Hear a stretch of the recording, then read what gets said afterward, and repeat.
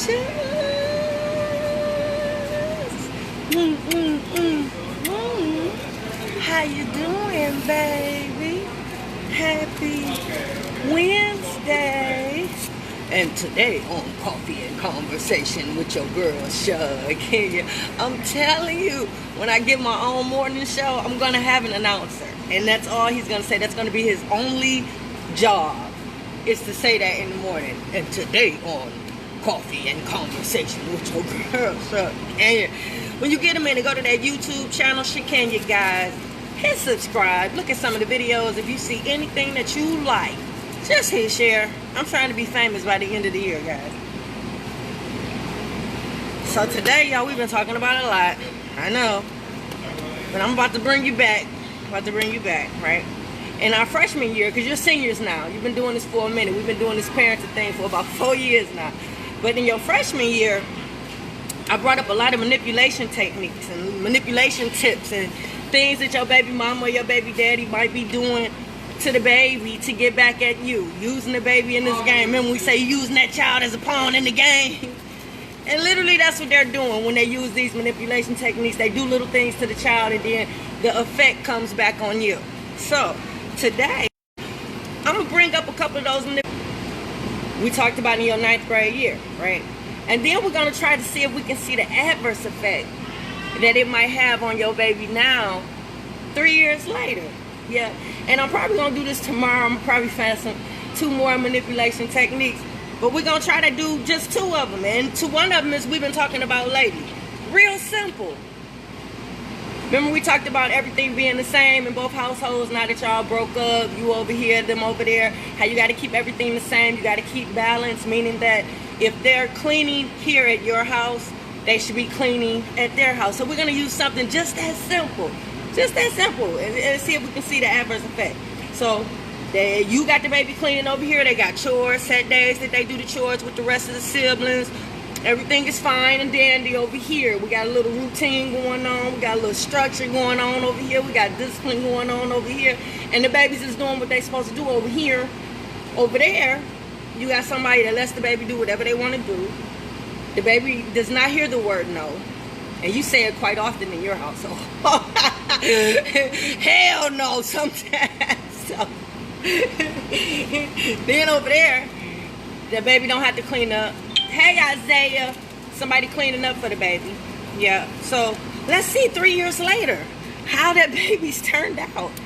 And this is not proven fact, guys. It's not proven. But it's a strong possibility that your baby might be a little trifling.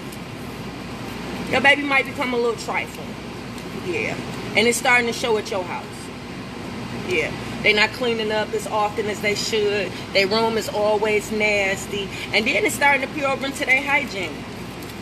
They ain't washing their ass properly now because they don't have to do that for real when they at the other house, because ain't nobody enforcing anything. Ain't nobody making them do it. So it's like, yeah, they over your house and it's a little trifling. They not cleaning up.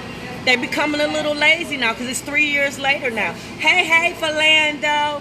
Yeah, it's 3 years later now. So you thinking after 3 years of y'all going back and forth, challenging each other, the baby not doing in those 3 years, you having a hard time every time they come back home. You got to reprogram them. They don't get right till Wednesday. Then you dropping them back off Friday. I know. Challenging, isn't it, as a parent? Because that's the adverse effect that it has on you. You working harder than you need to. Now just imagine if they had them on a set schedule over there and had them on a routine over there and they was cleaning up over there. Then when they come to your house, hey Cynthia, shout out to Flint, Michigan. When they come to your house, then you wouldn't have any issues because they would know exactly what they're supposed to do and what they need to do when they get to your house. Why? Because y'all working together. Same rules are applying in both households. Y'all have balance. That's the secret to the co-parenting relationship. Right. Let's see if I can get one more. And it's definitely going to play on you and the baby's relationship. Yeah, it's going to put a strain on your relationship because you're the dictator. You're the mean parent. You always got them doing this and doing that. Yeah, so they don't like you too much right now at this point. And that's the goal. The other parent that's using the baby against you, that's what they want. They want the baby not to like you as much as they don't like you. So sometimes they can't you don't like them because they slept with somebody. They slept with your cousin. They slept with your friend. They slept. So you don't like them for your reason. But the baby can't have the same kind of hate, because why would the baby care that you slept with somebody, or, you know what I'm saying? But they got to make it seem, it has to equate the hatred so that the baby don't want to be bothered with you because they don't want to be bothered with you. Ain't that crazy? I know. And the craziness of it all is they would never do this to their mama and daddy. My ex-husband had a horrible ass mama, but he loved that bat to death. Would never cross her, would never do the things that he's encouraging my child to do to me. That's the sick part of it all.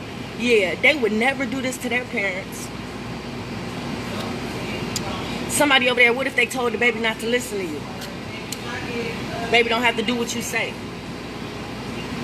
That was 3 years ago, but every time the baby go over there on the weekend, this is what they saying, this is what they telling this baby. So before long, your baby is being conditioned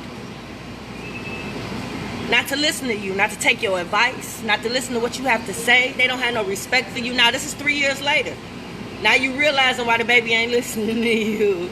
Now you seeing why the baby you can't tell the baby nothing. The baby already know. They feel like they know. Why? Because they had people on the other side that had inappropriate adult conversations with them. Talk to them about parenting concerns. And pretty much made them feel like they were adults and they were equal.